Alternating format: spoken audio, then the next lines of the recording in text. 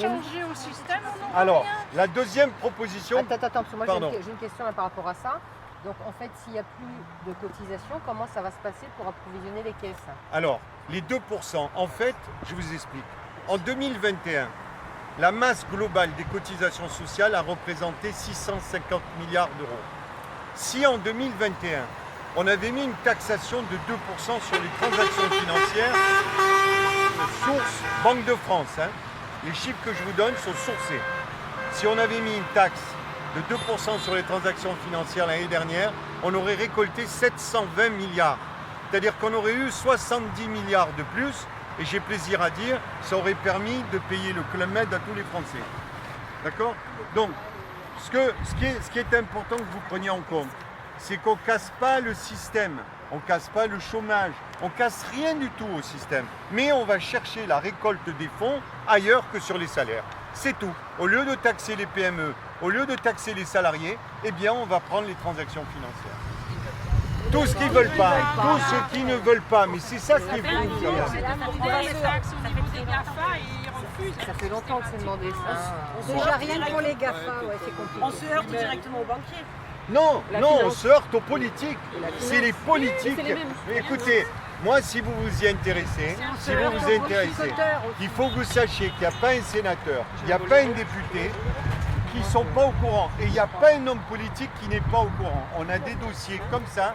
Ça a été publié dans Ouest France, ça a été publié dans Le Progrès Lyon, ça a été publié dans plusieurs journaux. Tout le monde est au courant. D'accord. Maintenant, concrètement, la mise en œuvre de ça. Alors, je vais t'expliquer comment on peut le mettre en œuvre. Je vais vous expliquer aussi la deuxième solution. Et vous allez voir, j'ai entendu tout à l'heure que vous disiez on va s'allonger par terre, mais il y a ce type d'action, vous pouvez le faire. Parce que si demain, vous allez voir, moi je l'ai testé. Je vous le dis, je l'ai testé pendant les législatives. Je suis allé voir des commerçants, mais je n'ai pas choisi les commerçants. Je me mettais dans une rue et je faisais droite-gauche, droite-gauche. Ça veut dire que je suis passé du plombier au boucher, au prêt-à-porter, à la pharmacie, tout. Les gens sont estomaqués de cette solution. Tout le monde nous dit, mais aucun syndicat nous l'a proposé, personne ne nous le propose. Parce que là, ce qui est fantastique dans cette idée, c'est que quand vous rentrez dans une entreprise, vous n'allez pas défendre les intérêts d'un patron, vous allez défendre les intérêts du patron, mais des salariés. Parce qu'on augmente les salaires de 40%. Dites-moi, quel est le salarié qui va refuser? Quel est le retraité qui va refuser d'encaisser 1500 €? Moi, j'ai 73 ans, je perçois 1200 € de retraite. Si on me donne 300 € de plus, je les prends. Parce que c'est la merde aujourd'hui. Écoutez, j'ai rencontré une dame, 81 ans, dans un magasin à Cannes. Je peux vous donner l'adresse. Elle travaille dans un magasin de prêt-à-porter. Quand je l'ai abordée, je lui ai dit, mais madame, comment se fait-il qu'à votre âge, vous puissiez travailler? Elle a cru que j'allais, l'impression, comme je lui ai posé la question, c'est qu'elle enlevait un emploi à un jeune. Et elle m'a dit, mais monsieur, j'ai 600 € de retraite. 600 € de retraite dans un pays comme la France. Mais c'est pas dégueulasse, ça, franchement. C'est honteux. Dans un pays comme la France des droits de l'homme, c'est honteux. Donc, je vous assure, allez voir les retraités, allez voir les entreprises, allez voir les étudiants qui sont déplacés. Il n'y a aucun journaliste qui prend en compte la prostitution des étudiantes en France. Aucun journaliste n'en parle. Ça aussi, c'est un véritable scandale. Donc ça, il faut le dénoncer. Et alors, la deuxième solution que nous vous mettons sur la table, que vous pouvez prendre pour vous, avec vos couleurs, avec vos groupes, on n'en a rien à foutre. Même si Macron, demain, ces solutions, il les met en place, eh bien, ça sera gagné. La deuxième solution, c'est quoi? On a un problème en France, c'est le pouvoir d'achat et le logement. Moi, j'ai 3 garçons. Pour se loger, j'habite à Mandelieu, aller trouver un logement à Cannes, à Mandelieu, à Mougins, etc. C'est horrible. Le moindre petit studio, c'est 700-800 € par mois. Quand vous gagnez 1200, 1300 €, vous faites comment pour manger? C'est un scandale, ça aussi. Nous proposons, sur des terrains agricoles non exploités, dans les communes, de mettre des chalets de 25 à 35 mètres carrés et on fera payer un loyer de 250 € par mois. Ça, franchement, vous pouvez, si demain, écoutez-moi, vous allez trouver dans les maisons de retraite, dans les EHPAD, vous allez trouver les vieux en leur disant, écoutez, vous êtes dans une chambre de 12 mètres carrés, vous faites quoi la journée? La chambre, le réfectoire, la chambre, et de temps en temps, l'après-midi, une partie de cartes. On vous propose d'habiter le hameau de la ferme. C'est une solution qu'on veut implanter dans toutes les agglomérations françaises. autour des agglomérations, autour des communes, refaire vivre les communes. Et qu'est-ce qu'on propose? D'installer des petites maisons de 25 à 35 mètres carrés. Donc déjà, elles feront le double d'une chambre dans un EHPAD. On est d'accord? Et on dit à ces vieux, venez vivre avec les jeunes. Parce qu'on va faire habiter des jeunes, parce que les loyers seront que de 250 € par mois.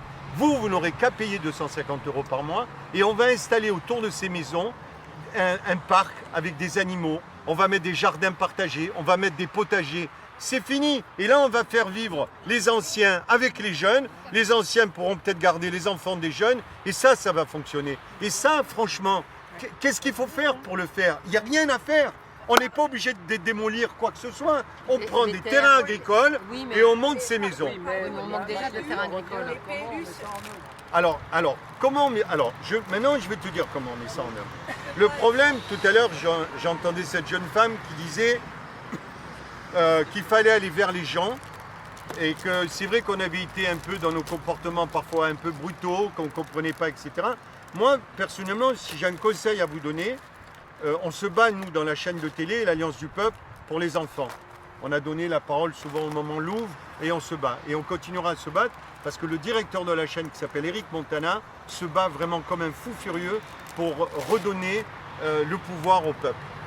Alors, la solution, elle est simple. Si demain, vous décidez tous ici qu'on est présents, vous imaginez le nombre de personnes qu'on est là? Si demain, on se dit, bah, tiens, 2-3 personnes font les retraités, 2-3 personnes font les PME, 2-3 personnes font les étudiants, et qu'on va vendre cette solution, mais bon sang, pourquoi vous voulez qu'ils vous disent non? Qui peut être contre? Vous vous rendez compte que dans la solution des 2%, même l'État est gagnant. Parce que quand tu as un smicard qui gagne 1 200 €, on va lui faire gagner 1 800, ben il va gagner 600 € de plus, donc il va payer bien sûr de la TVA sur ces 600 €, il va payer de l'impôt peut-être sur ces 600 €. Donc tout le monde est gagnant dans cette solution. Si ta question, mais si, écoute-moi, si demain on arrive à toucher les retraités et les PME, écoute-moi, ils sont 3,5 millions. Quel est le chef d'entreprise? Vous savez, quel est le chef d'entreprise qui va refuser d'accepter de ne plus payer les charges? Donne-moi le nom, je veux le connaître. D'accord? Et je vais te dire... Pardon?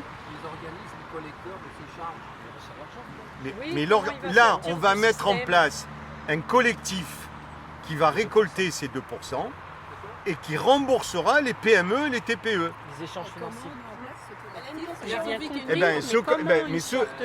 Alors la première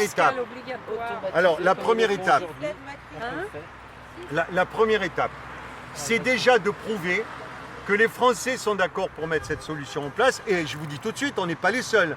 La Suisse a déjà, d'ailleurs, ils ont démarré quelque part le même système. L'Italie, ils sont d'accord pour le système. La Belgique, ils sont d'accord pour le système. Et c'est pour ça que cette action, il faut la rendre nationale, mais il faut la rendre européenne et pourquoi pas mondiale. Excusez-moi, il y a des questions. Moi, j'ai juste une objection. Moi, je suis pour. Enfin, je pense qu'on est tous d'accord en théorie. Mais on ne vit pas en théorie. Les PLU, sur un terrain agricole, tu ne peux rien mettre. Non, c'est faux. Non, c'est pas faux. Parce non, que... c'est faux. Non, pardon, je vais finir. Je suis allée à la mairie où j'habite parce qu'ils sont en train de changer le PLU et j'ai posé la question. Ils vont te dire non. Ils m'ont dit, parce que voilà, il y a des terrains agricoles qui ne sont pas exploités. Je dis, s'il y a un petit paysan qui veut venir s'installer, qui veut mettre sa yourte, non, c'est interdit. Exact. Donc, sauf que... Continue. Alors, comment tu fais changer le PLU? Ah non, on ne peut pas changer le PLU. Déjà, il faut savoir que si vous faites un objet qui fait 20 mètres carrés, vous passez d'un côté de la loi. C'est-à-dire que jusqu'à 20 mètres carrés... C'est mobile. Oui, c'est pas mobile. Il ne faut pas qu'il y ait de fondation. Oui, mais dans le bar, ils connaissent quand même. Non, mais dans le PLU, alors je ne connais pas le PLU d'ici, hein, mais dans le PLU, il y a une loi qui défend la possibilité d'intégrer sur des terrains agricoles une solution d'habitation légère. Quand je parle d'habitation légère, c'est une habitation sans fondation. Sur roulotte. Mais pas obligé. Pas obligé. Hein? Ah bah, On peut la poser sur des parpaings. Sauf que les politiques cachent cette loi. Les journalistes cachent cette loi. Et nous, on l'a trouvée, cette loi. Nous, on sait que... Et alors, on a un service juridique qui s'est constitué ce week-end avec 150 personnes qui vont travailler sur les 2% et sur les maisons. Pourquoi? Parce que le problème, c'est que moi, je vous explique les 2%, mais peut-être que dans une heure, vous direz j'ai rien compris. Donc on va y avoir des séances de formation des 2%. Et je le répète très fort, les séances de 2%, vous n'êtes pas obligé de dire que c'est une solution de l'Alliance du peuple. On s'en tape. Nous, ce qui nous intéresse, c'est que vous la fassiez accepter, cette solution. Et les maisons, pareil, cette solution juridique, on vous la donnera de manière à ce que tu puisses aller voir les mairies concernées. On te donnera une liste des mairies où dans le PLU c'est prévu, parce que c'est caché, on ne le voit pas.